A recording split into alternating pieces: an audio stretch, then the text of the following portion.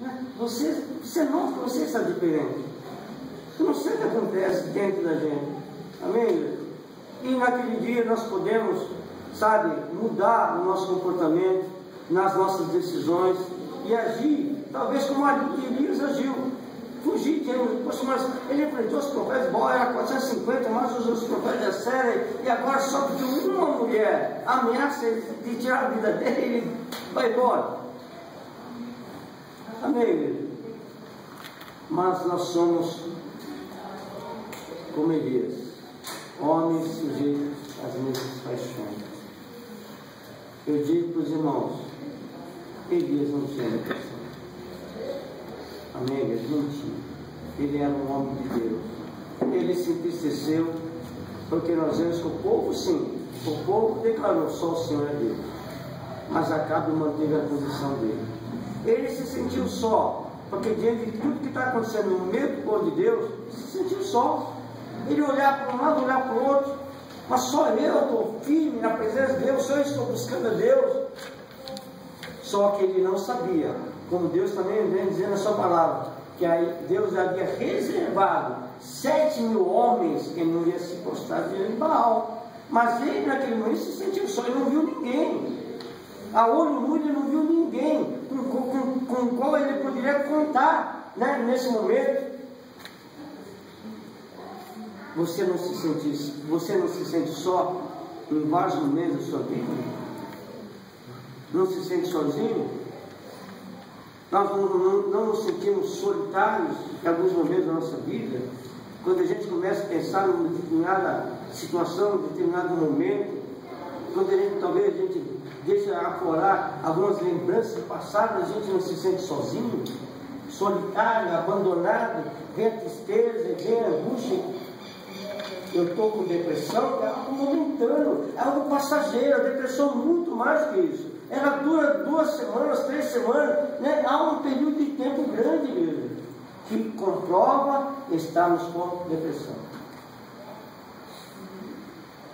A Bíblia diz: Deus é o meu refúgio e fortaleza, socorro do presente em nós. Isso. A minha tia teve depressão, ela ficou de um ano, assim, sem descer na rua, com medo, chorando. Durante quanto tempo? Um ano.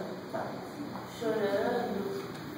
E aí o médico passou até, o médico tinha feito pra ela, hoje ela não tem, mas até hoje ela depende desses remédios, se ela não parar de tomar, volta. Isso é mental? Realmente estava com depressão. É o caso do Antônio Bodocó. Quantos anos ele estava com depressão, seu Ferrinho? Mais de 10 anos. Ele ficava no quarto. Ele acordava com aquela roupa, dormia com aquela roupa. Não saía do quarto. Quando a gente foi fazer a visita, oramos por ele, fomos para a igreja e começou a ir. E como era uma alma nova, sempre conversar com ele. O que ele disse para mim? Eu estou vindo porque eu estou melhorando. E Deus curou ele da depressão. Saiu da presença de Deus, tudo bem, paciência, né? Mas Deus curou ele da depressão. Igreja, depressão é espiritual. É o caso que nós temos a vizinha, né? Que fica no quarto escuro. Engraçado, né? Não conversa com ninguém. Pois é, está há muitos anos assim. Agora, eu ficar triste, chateado, bloqueado, me isolar, uma coisa assim, sabe, passageira, talvez demore um dia, não sei se 2, chega de lá 2 dias, 3 dias. Isso é normal. Mas quando a gente vem para o nosso coração, tudo isso vai embora, não é? Não estamos com depressão nessa condição. Amém, igreja? Então é muito precipitado e precoce falar que Elias está com depressão. Não tem base assim. Amém, igreja?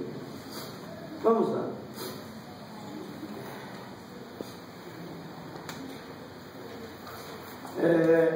Item 2 é isso? Autopiedade e desejo de morrer. Vemos ainda as marcas do comportamento repressivo do profeta na sua atitude de autopiedade, um termo sinônimo para autocomiseração, cunhado pelos psicólogos.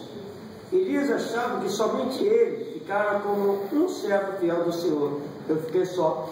Ele achava ainda que todos haviam apostatado ou abandonado a fé. Não havia mais fiéis, somente ele. Como o texto deixa claro, isso era ver a realidade de forma distorcida. Não. Na verdade, o autor diz, como o texto deixa claro, isso era ver a realidade de uma forma distorcida. Não. Na realidade, no tempo de Elias, ele olhava para um lado, olhava para o outro, ele não via ninguém firme na presença de Deus como ele estava. Sabe quando você olha mesmo, com esses olhos aqui, ó, com quem que eu posso contar? Não tem ninguém. Não é que ele olhava com uma forma distorcida, não. É que ele não sabia, não estava visível aos olhos dele que havia 7.000 homens que não haviam se prostrado diante de Baal. Amém, igreja? Então eu não posso, está vendo? Ele olhou de uma forma distorcida, tinha 7.000, mas ele não estava vendo.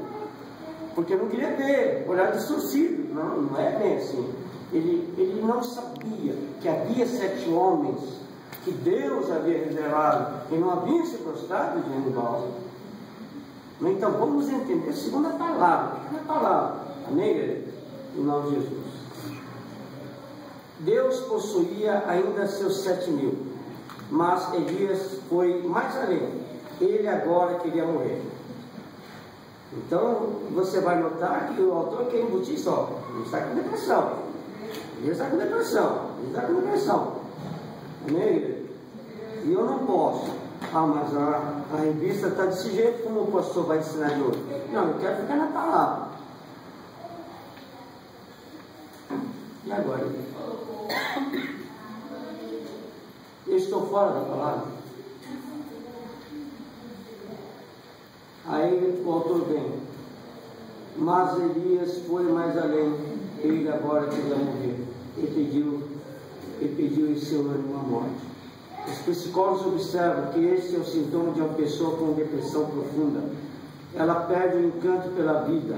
Elias, portanto, precisava urgentemente da ajuda do Senhor. Poxa, igreja, eu já desejei, eu tentei tirar minha vida já.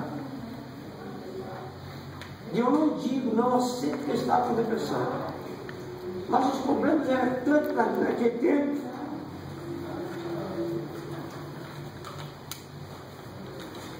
Tantos problemas que eu estava vivendo. E nós somos tão frágeis. Somos tão vulneráveis. E a gente, às vezes, nós chegamos a esse ponto. Se você não chegou, graças a Deus. Mas há os que chegam e querem tirar sua vida naquele momento. Eu andava armado, tinha uma arma naquele momento. Engatilhei aquela arma, segurei nessa posição. E uma voz falou assim: vai, tira. Voz que é essa?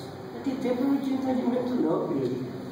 Mas depois que aceitei Jesus, depois que comecei a buscar a Deus, eu entendi que aquela voz que eu ouvi naquele tempo, eu não conhecia Jesus, era a voz do inimigo, fazendo com que eu viesse a tirar a minha própria vida. Mas o Senhor trabalhou e despertou dentro de mim um amor. Por quem? Pelos meus filhos. E o amor para meus filhos venceu aquela voz, venceu a minha vontade de tirar a minha vida por causa disso, por causa daquilo, por esse problema que eu estou vivendo. E eu não aceito que eu estava, e alguém dizer, você estava com depressão, querendo justificar pela minha vontade de tirar a minha própria vida. Não é depressão, mas é um momento que nós muitas vezes mergulhamos numa situação tal que a gente não quer viver mais, a gente quer tirar a nossa própria vida. Somos frágeis. Eu sou frágil até um certo ponto. Outros são frágeis até outro ponto. Nós somos frágeis e podemos chegar a esse ponto. mas eu não posso dizer que eu estava com depressão. Porque foi uma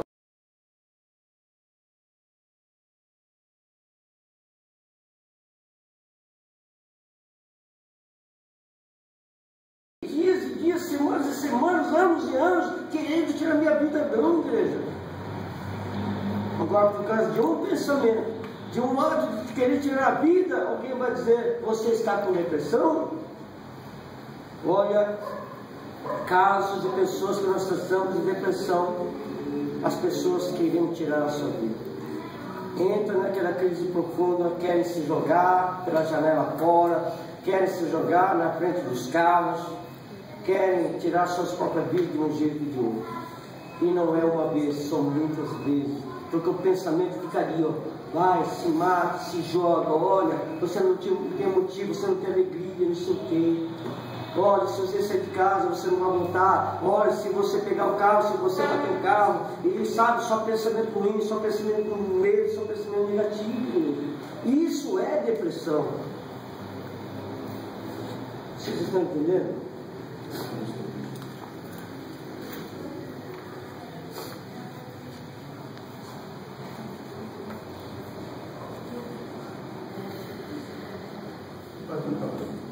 Sim. Não aceito assim a ideia da pessoa, não. Não entendi. Eu não aceito assim a causa de como depressão, não. Eu acredito que foi mesmo. Com certeza. Com certeza. Porque ele sabia, a mulher que dava a depressão dele, ela tinha bastante profeta, né? Tinha gente profeta. E ela mandava mesmo. Mandava fazer e tinha que ir. E havia se viu ameaçado. Ninguém. E ele não sabia. Então ele confiava em Deus. Ele não sabia como é que Deus ia socorrer ele. Né? Elias, na minha visão, segundo a palavra que eu conheço, da forma como eu conheço, da forma como eu estou tentando passar para os irmãos, Elias não tinha depressão. Né? Realmente, ele era um homem sujeito às mesmas paixões que nós. Temos medo, nos entristecemos, choramos, sorrimos, ficamos angustiados, ficamos preocupados, ficamos temerosos por aquilo que está por acontecer, de ruim, de negativo. Podemos chegar ao ponto de querer não ter alegria em viver, querer tirar a nossa própria vida. Podemos chegar a esse ponto, diria que é o ponto extremo que o ser humano pode chegar. Mas a depressão ainda não. Mas se você continuar por muito tempo se isolando, sabe, triste, mudando, né, no seu corpo físico, sintomas, dores e muitos mais que nós temos de sintomas, igreja, aí eu sou obrigado a dizer que você está com depressão. Né? Senão você nem está com depressão. Até porque, pastor, o inimigo ele aproveita de certas situações para lançar isso na vida da pessoa, né? Com certeza. Como está escrito aqui também, a depressão, tudo tem uma causa. Até da nossa tristeza, né, dos sentimentos que vem aflorar na nossa vida, tem um ponto de partida. Então mas quando começou com isso, né, você vai conversar com uma pessoa que tem depressão, né, comprovadamente que tem depressão, você vai ver, né, se conversar com as pessoas, você vai ver que começou ali, ó, a morte do ente querido, um acidente que mexeu com ele, mexeu com os sentimentos dele. O ponto de partida foi ali. Só que a pessoa se deixa envolver e vê o inimigo também e age mesmo, trabalha mesmo, porque você está frágil. Você abriu assim, ó, você abriu o seu coração, sabe, deixando despertar aquele sentimento, ele entrou. E se a gente não lutar, se a gente não buscar Deus, se a gente não acreditar em Deus, a gente se deixa levar, o inimigo lá dentro, e aí eu posso falar, você está com depressão. O cristão pode ficar com depressão, como o cristão pode ficar endemoniado, ser libertado do diabo. Qualquer um. Amém? Alguém quer fazer alguma pergunta? Fazer alguma colocação? Então, porque havia que iniciar o rei atrás. Não conhecia? Sim. Mas ele também sabia que ele era casado com uma mulher que não estava comigo. Ah, sim. Uma mulher de tipo rica ela era, e a casa era falsa. Ele ficou com medo que o rei deixava a mulher mandar. A questão agora era pessoal. Eu entendo que Elias enxergou, aceitou dessa forma. Agora o negócio é comigo só. Isso com ele. Eu explodi. Amém? Assim, que questão é um ponto de partida, né? No caso da nossa vizinha aqui, o filho dela morreu. Ah, é? É. Eu não sabia. Afogado. Aí, a minha tia não teve isso. Porque ela, assim, cresceu um pouco, o marido, a casa dela não faltava nada, tinha tudo dela, ela tinha tudo. De uma hora para outra, ela começou a ficar triste, achar que estava sozinha. E assim foi.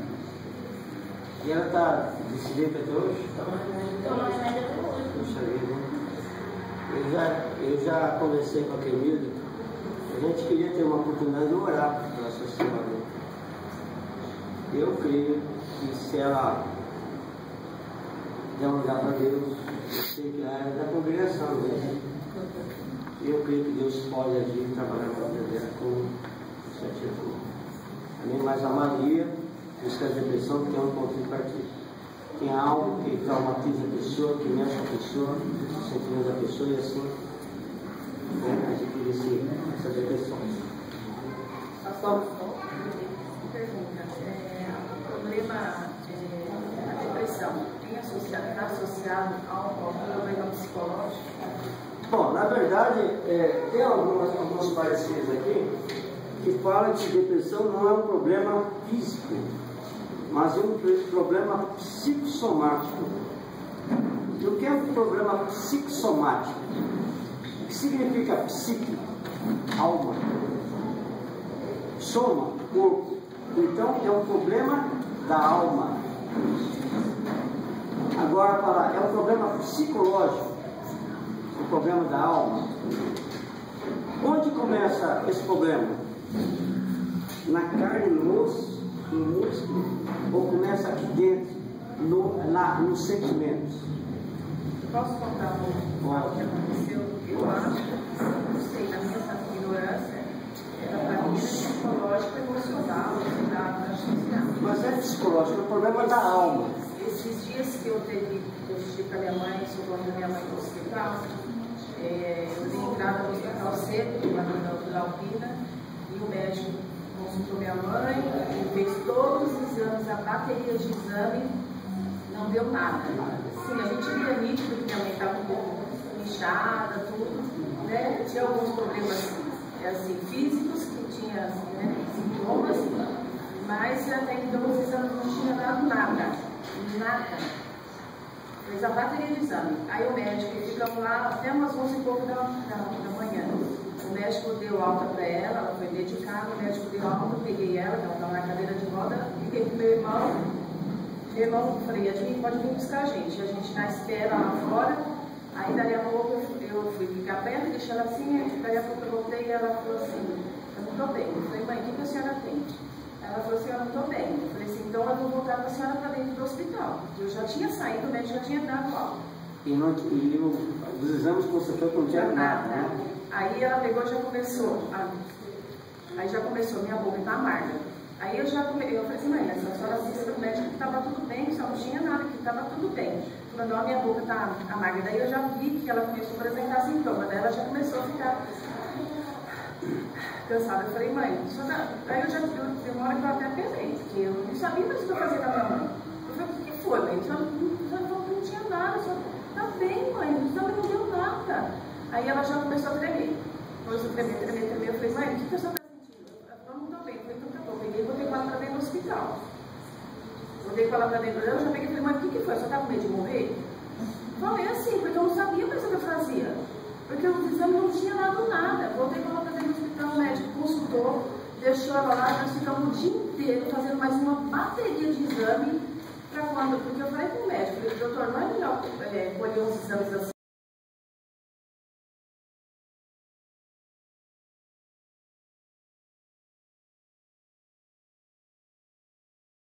Você falou alguma coisa? O que seria o problema dela? Não, aí eu conversando com uma médica, que era pediatra, ela pegou essa cara, ela falou para mim, vou te dar um endereço do psiquiatra. Problema psicológico. E ela assim, eu sei que ela tem problema de coração, eu sei que ela tá inchada, tudo, mas e outra, fora isso, ela pegava, daqui a pouco ela estava sentada na cadeira de roda, aí eu olhava assim, conversando com outra pessoa, ela não tinha nada. Daqui a pouco ela começava, minha boca tá cheia de bola. Minha boca não tinha nada. Eu falei, mãe, abre a boca. Mãe, sua boca não tem nada. Não tem nada. Só que assim, tem coisas que eu não falo isso pra ela. Sabe? Eu conversei com meu filho, admira, a mãe não tá bem, a mãe não. Ela tá inventando coisas que É assim que eles pensam, né? não, eu falei assim, não tem nada. Não, mãe, não tem nada. Ela tá inventando doença que não tem dela. Ou ela tá ansiosa, nervosa, eu não sei o que pensar. Teve hora que eu falei, mãe, só não tem nada. Tanto que na última vez que o médico consultou ela às 18 horas, falou assim, sua mãe tá ótima, não tem nada. Mas só aumentar o remédio para ela orinar, só. E levar ela no cardiologista. Aí ela veio embora, depois que colheu os exames que ela queria, ou sei lá, ela veio embora. Passou. Chamar assim mesmo. Problema psicológico? Eu Mas o que é acho- problema é psicológico, com certeza. Eu acho que é psicológico. Porque se fez os exames não constatou nada, é um problema psicológico. Mas o que significa problema psicológico? Problema da alma. Mas o problema da alma envolve um problema espiritual. Tem que ser tratado de que forma? Espiritualmente. Porque ela inventava as coisas. Ela começou Eu a chegar diria ao ponto de inventar. que ela não inventava. Não, pode ser que não é Não, inventar. pra gente, a gente está de fora, a gente fala, está inventando, não tem nada inventando. Eu acho que ela colocava aquilo e aquilo já apresentava um sintoma. A forma que eu acho que, sei lá, o inimigo lançava isso na ouvida dela, já começava a apresentar o sintoma. Porque do nada, ela estava de aula, daí a pouco ela começa a tremer. Daí a pouco ela começa a ficar com falta de ar. Eu poderia me atrever a dizer que o inimigo estava junto. O inimigo tem o poder para fazer a gente sentir essas coisas que a nossa mãe ali falou para a gente. O inimigo tem esse poder. Ele consegue colocar dor e a gente sente a dor. Ele consegue fazer a gente sentir falta de ar e a gente sente falta de ar. Ele consegue fazer a gente sentir tontura e a gente fica tonto. Ele mostra as coisas pra gente. Sim, não é? Com certeza. Mostra coisas que a gente não vê. Isso não foi feito a minha amiga, né? Doença psicossomática. Aí o médico vai dar diagnóstico. Está com dor de cabeça? Então remédio para dor de cabeça. Está com dor de barriga? Remédio para dor de barriga. Aquela pessoa que vai no médico e traz 20, 30 caixinhas de remédio, que toma 20, 30 comprimidos todo dia. E os médicos dizem, é doença psicossomática, problema da alma. Mas só que o médico não tem aquela visão espiritual que nós temos. Não é? Nós temos essa visão espiritual. Nós sabemos que o demônio, ele pode colocar enfermidades na gente, ele pode tocar na gente e fazer com que o jovem lunático venha manifestar daquela forma. Aí a medicina tenta descobrir a causa, você faz um eletro lá e vê lá uma veinha entupida lá que causa esse desmaio, causa esse tudo mais, espumar a boca, tudo, espumar pela boca e tudo mais. O inimigo pode fazer isso fora. Então por isso mesmo, temos que buscar Deus, temos que buscar Deus nos nossos olhos, abrir nosso entendimento, não olhar somente para os carnais. Principalmente quando faz exames, não mostra nada, não acusa nada, igreja, é espiritual. Tem que orar. Se ele tivesse orado ali pela mãe, com certeza ele ia ficar bem na hora. Eu acredito assim, eu acredito. Irmã não acredita nisso? Se orasse por ela naquele momento? Não, acredito, mas eu acho que não seria a pessoa mais indicada para orar no momento, pastor. Bom, aí é outra questão, mas pelo menos ela não chegou nesse entendimento. Não, eu entendo. Né? Vou contar minha experiência, né? Sim. que eu me converti, né? Eu já não sei se comentário com o pastor, vou dar para os irmãos. Assim que eu me converti, eu comecei a frequentar a igreja, me aperfeiçoar na palavra de Deus. Depois, já com jovem, né, eu me rebelei contra Deus. Eu deixei o inimigo agir na minha vida, né? Mas Deus era tão misericordioso que o próprio Deus mostrou para mim sonhos. Eu me via no hospital psiquiátrico, né? Eu me via no meio daquele povo. Eu via que eles tinham entrado assim, no hospital onde que ia acontecer. E aí, né, passado o tempo, eu comecei a ter aqueles surtos, né? Eu estava dentro de casa, parecia que a casa ia cair em cima de mim. Parecia que pessoas vinham assim, querer me agredir, querer me matar. Foi inclusive uma crise dessas que eu conheci meu esposo. Era uma via? É? Foi inclusive uma crise dessa que eu conheci meu esposo. E ali meu pai, junto com meus irmãos mais novos, me pegou, me levou no hospital. E ali eu fiquei internada no hospital da Dona Maria, né? E ali fiquei internada um dia à noite, e foi no outro dia no espial, né?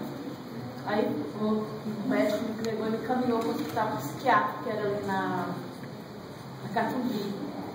E ali eu fui naquele hospital psiquiátrico, que era um consultório, e o médico falou assim, ela vai ter que ser enviada para um hospital de psiquiátrico, Pedro, aqueles mesmos?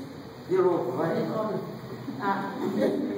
Hospital de louco. Pronto. Aí, né, eu peguei meu pai, ele falou, filho, vamos enviar no dia da consulta. Quando chegou lá no dia da consulta, aí quando eu vi a entrada daquele hospital, foi a entrada que o Senhor tinha mostrado em sonho. Vi aquela goiabeira bem na entrada. Quando o médico me anunciou que ela ia anunciar no microfone, me anunciou. Eu entrei chorando naquele hospital, né? E a médica falou assim, eu lembro o estado dela já é grave. Né? Estado depressivo, não? O estado dela já é grave. Mas eu sabia que ali era coisas malignas, pela falta de problema espiritual. Rebeldia a Deus. Eu deixei que o inimigo entrasse na minha vida. E ali, né, meu pai começou a fazer campanha, que Deus amou, começou a fazer campanha. Eu comecei a me libertar daquela pessoa maligna. Eu comecei a fazer consulta com uma psicóloga. Chega lá, a psicóloga mandava eu sentar lá. Se eu falava, mas não falava nada. Até que um dia eu descobri que aquela psicóloga, ela era mais preocupada do que eu. Aí quando eu fui cair em si, falei, Senhor, o que eu estou fazendo aqui? Aí foi quando eu peguei e falei, eu tenho que fazer um conselho com Deus. Eu tive que colocar na minha cabeça que aquilo ali não era doença, entendeu? Era um problema espiritual. Às vezes o inimigo leva a gente no fundo do bolso, pessoas que estão jogadas nas sarcedas, pessoas que estão abandonadas pela família, tudo isso é opressão maligna. Só fala assim que é problema de psicologia. Vocês entenderam, irmão? No caso da nossa mulher, você vê que claramente que o problema é espiritual. Mas se ela fosse internada nesse hospital psiquiátrico, ela não estaria lá até hoje? Louca. Estaria ou não estaria? Dopada. Estaria até hoje. Amém? Então, a gente tem que saber diferenciar, discernir as coisas, saber enxergar as coisas como elas são verdadeiramente. São problemas espirituais que a medicina, os médicos tentam explicar. Explicando, tenta, né, criar um remédio, dar um remédio de acordo com aquilo que está acontecendo, de acordo com os sintomas. Mas nós vemos que, igreja, os problemas espirituais, na verdade, não tem cura. A medicina não pode curar. Amém? Mas o demônio saindo, a cura é sim. Pastor, sabe aquela minha prima que o senhor visitou? Aquelas duas, filha da minha tia, ali no Grimaldi, lembra? Ah, lembro. Uma delas, o médico falou para minha tia, quando ela começar a ficar assim, a senhora abre a Bíblia e começa a ler, isso aí é espiritual. O médico falou para ela, acredita? Um médico. Eu falei, gente, esse médico tem um conhecimento, então. Vocês veem, isso é difícil. Difícil, mas alguns médicos têm esse entendimento de que é espiritual, de que não é uma coisa física que ele possa tratar, mas que a pessoa precisa buscar Deus, precisa de Deus na vida dela. Amém, igreja? Então a gente tem que entender. Se você olhar com olhos carnais, você não vai entender mesmo. Mas se você olhar com olhos espirituais, você vai entender. E se você buscar cura, né, a solução, o tratamento com Deus, Deus vai te dar. Amém? E eu temo nessa terra. Elias não tinha depressão. Pastor, não é uma doença psicológica assim, que ela pode levar a uma morte natural? Uma morte natural, psicológica? Depende, né? Depende.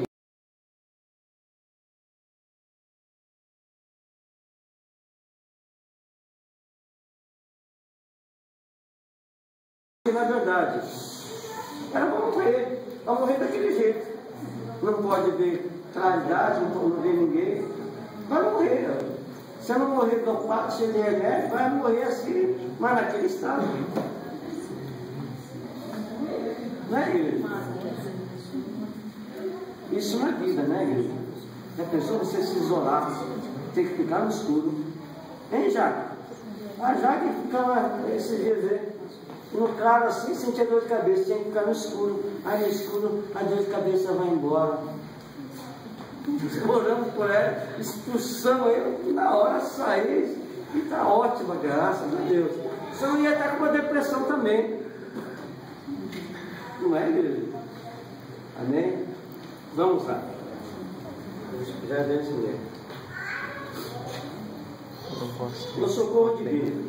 Primeiro, provisão física. O socorro do Senhor chegou até o profeta na forma de provisão física e material. Ele deitou-se e dormiu debaixo de um zinco. E eis que então um anjo tocou, ele disse: levanta-te e come. Os psicólogos veem aqui um dos sintomas da depressão de Elias. Vejam bem, igreja. Ó, Deus me perdoe. Vou ler de novo aqui. Ele deitou-se, né? Está falando do versículo bíblico. Ele deitou-se e dormiu debaixo do zinco. Eis que, então, um anjo o tocou e lhe disse: levanta-te e come. Aí diz: os psicólogos veem aqui um dos sintomas da depressão de Elias, a inapetência ou alteração dos hábitos alimentares. Nesse estado, a pessoa pode não querer comer, como também pode possuir um apetite exagerado. Em ambos os casos, é necessário auxílio de terceiros. No caso do profeta, o anjo do Senhor é que o auxilia, providenciando-lhe alimento. Ele precisava alimentar-se, e Deus fez com que isso fosse providenciado. E olhou, e eis que a sua cabeceira estava um pão cozido sobre as brasas e uma botija de água. E comeu e bebeu e tornou a deitar-se. Bom, é que lá diria que ele não tinha o que comer, então não estava comendo. Deus deu para ele comida, levou comida para ele, e ele comeu e deitou. É normal? Claro, você está daquele jeito, está debilitado, não come há vários dias. Tem a oportunidade de comer, você vai comer. Não é porque você comer que você vai se levantar, agora já estou bem. Luiz está desesperado, você é mal, porque não comeu, né, Luiz? Mas a nossa condição aqui interior, sentimental, está daquela forma. Então ele comeu, encheu a barriga, né? E voltou a dormir. Porque ele estava naquele estado ainda. Mas não seria uma condição de depressão, né? Vamos lá, provisão espiritual. Elias alimentou-se de pão e água, elementos de natureza material. Todavia, a forma e o instrumento usado por Deus para fazê-lo chegar ao profeta eram de natureza espiritual. Como já vimos, o texto sagrado diz que o anjo do Senhor foi quem providenciou aqueles víveres para o profeta. Mas não foi apenas um anjo que prestou um auxílio ao profeta. O próprio Deus, a quem Elias servia, o conduziu durante todo o tempo.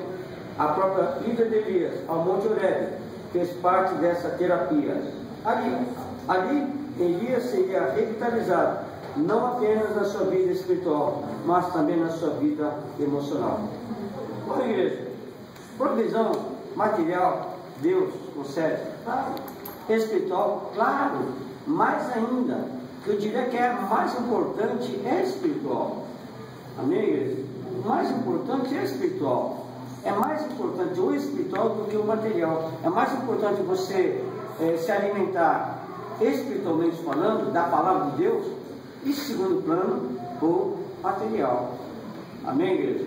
Então, Deus provém, Deus tem tudo, Deus tem a solução, Deus tem o remédio certo, tem. Amém? Mas eu só não gostei dessa palavra terapia que o autor colocou. Amém? Como se ele tivesse em tratamento da depressão. Porque eu sou contra dizer que Elias estava com depressão. Amém? Vamos, conclusão. Acabamos de observar que os homens de Deus também têm cumprido. Claro, quem não tem, nós temos, não é, igreja? Mas, como Paulo diz, tudo posso naquele que me fortalece. Padecem também dos males comuns a todos os mortais. Todavia, é perceptível que o servo de Deus conta com uma forma de auxílio diferenciado. Ele não está sozinho neste mundo. Por isso, não depende apenas dos recursos humanos, que são tão limitados.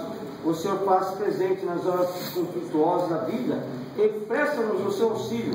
Lemos nos Salmos: Deus é o nosso refúgio e fortaleza, socorro bem presente na luz. Encerramos. Eu gostaria, o que vocês acham? Elias estava com depressão? Quem quer falar algo? Ele estava deprimido, mas não com depressão. Se deprimido significa estava triste, desgostoso com a vida. Aí eu aceito a palavra deprimido. O dicionário está assim: batimento físico, estou. Mas não com depressão. Não com depressão. Alguém quer falar mais alguma coisa? Eu fico imaginando esse estudo agora que está sendo passado por várias igrejas. E se os pastores não tiverem entendimento da palavra de Deus, a maioria dos seus membros vão achar que Elias estava com depressão e é capaz até das pessoas começarem a dizer que está com depressão. Vocês já ouviram aqui em cima o pregador falando que Elias estava com depressão? Sabe, não falam por questão de ética quem foi, mas não sabe quem é.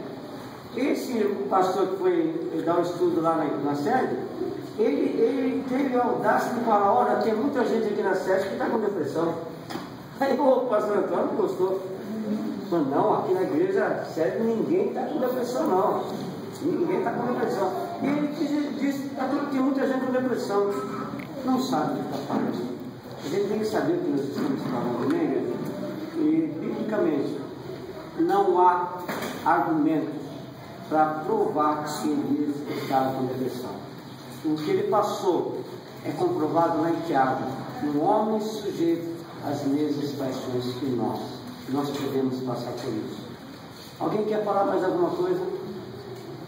Pastor Paulo, quando era da Achei engraçado. Os dois de trás levantam a mão e quem fala primeiro é a irmã. Pode falar, irmã.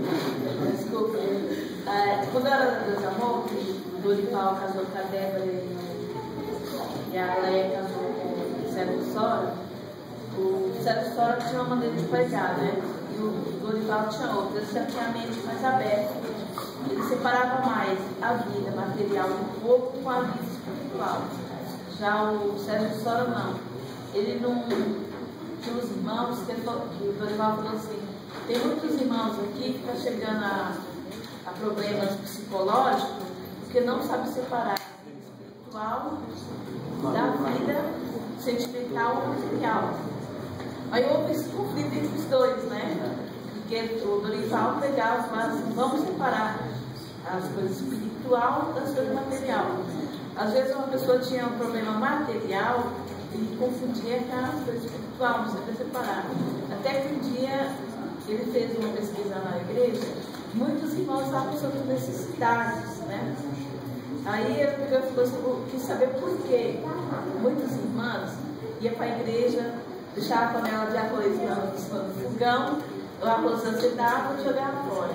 Aí falava que era um devorador. Aí entrava um problema espiritual, culpando Deus, vinha na mente que estava com problema, tal, sendo que o problema material estava atingindo o psicológico espiritual. Entendeu? Não sabia separar as coisas. Vocês entenderam? Uma preguiça de fazer as coisas. Aí eu ensino na igreja gente que na igreja, que a gente tem que aprender a conciliar a vida material com a vida espiritual. A vida material é a vida que nós levamos, mas trazer a vida espiritual para a nossa vida material, na verdade, é procurar aplicar a palavra de Deus na nossa vida material. Esse exemplo aí da panela de arroz ficar no fogão lá e azedar, a Bíblia diz assim: a mulher sábia edifica seu lar. Acho que precisa de sabedoria, talvez falte conhecimento dessa pessoa. Se deixar o arroz de qualquer jeito do lado, possa ser na geladeira e a comida estraga, né? Talvez falte isso mesmo, talvez não seja.